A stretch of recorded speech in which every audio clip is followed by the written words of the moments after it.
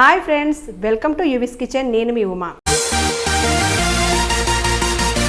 ఈరోజు గోంగూరతో మీకు మటన్ బిర్యానీ తయారు చేసి చూపించబోతున్నాను. మరి గోంగూర అంటే చాలా ఇష్టం కదా అందరికీను. మరి ఆ గోంగూరలో మినరల్స్, ఫోలిక్ యాసిడ్స్ ఎక్కువగా ఉంటాయి. మరి ఐరన్ కూడా ఎక్కువగా ఉంటుంది. కాబట్టి అలాంటి గోంగూరతో ఈరోజు మటన్ బిర్యానీ ఎలా చేయాలో తయారు చేసి చూపిస్తాను. రండి. మటన్ బిర్యానీకి కావాల్సినటువంటి పదార్థాలు: పావు కేజీ మటన్, పావు కేజీ మటన్కి 2 కట్టల గోంగూర తీసుకున్నాను ఫ్రెండ్స్. నేను కట్ చేసుకున్నటువంటి ఉల్లిపాయ ముక్కలు, 7-8 పచ్చిమిరపకాయ ముక్కలు, తర్వాత హోల్ బిర్యానీ మసాలా దినుసులు, సాజీరా, కొద్దిగా కొత్తిమీర, కొద్దిగా పుదీనా, 1 కప్పు పెరుగు, తగినంత ఉప్పు, చిటికెడు పసుపు, తగినంత కారం, తర్వాత నెయ్యి కానీ నూనె కానీ ఏదైనా యూజ్ చేసుకోవచ్చు ఫ్రెండ్స్. మీరు స్టవ్ వెలిగించుకొని కడాయి పెట్టుకోండి. ఈ కడాయి వేడెక్కిన తర్వాత కొద్దిగా నెయ్యి వేసుకోండి.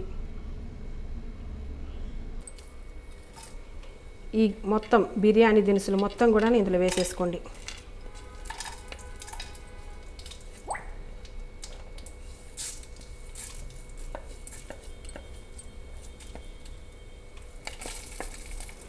తర్వాత ఉల్లిపాయ, పచ్చిమిరపకాయ ముక్కలు ఒకసారి కడిగి పెట్టుకొని ఈ ఉల్లిపాయ ముక్కలు వేగిన తర్వాత కొద్దిగా అల్లం వెల్లుల్లిపాయ పేస్ట్ వేయండి. ఆ తర్వాత కొద్దిగా రుచికి సరిపడనంత ఉప్పు,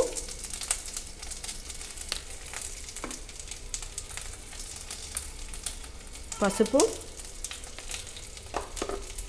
కొద్దిగా కారం,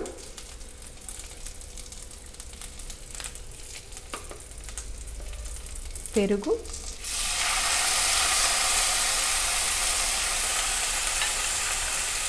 పుదీనా, కొత్తిమీర,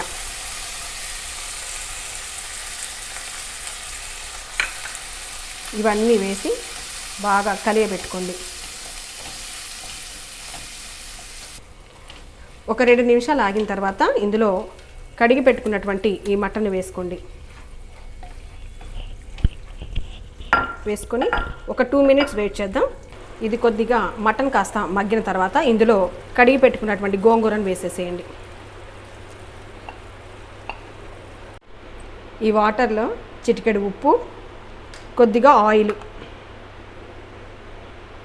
వేసి మరిగిన తర్వాత బాస్మతి బియ్యాన్ని ఇందులో వేయండి. ఈ మరుగుతున్నటువంటి నీటిలో మనం కడిగి పెట్టుకున్నటువంటి బాస్మతి రైస్ని వేసేసేయండి. ఈ గోంగూరలో ఫోలిక్ యాసిడ్స్, మినరల్స్ ఎక్కువగా ఉండటం వల్ల దగ్గు, ఆయాసం, తుమ్ములతో ఇబ్బంది పడే వాళ్ళు ఏదో ఒక రూపంలో గోంగూరను తీసుకుంటే సహజ ఔషధంలా పనిచేస్తుంది. ఇక మటన్ గురించి మీకు చెప్పనే అక్కర్లేదు, అందులో ప్రోటీన్స్ పుష్కలంగా ఉంటాయి. ఈ వడగట్టుకున్నటువంటి రైస్ని దీంట్లో వేసేసుకోండి.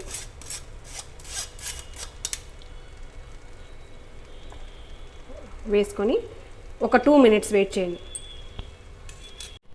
చూసారు కదా ఫ్రెండ్స్, ఎంతో వేడివేడిగా టేస్టీగా ఉండేటువంటి గోంగూర మటన్ బిర్యానీ.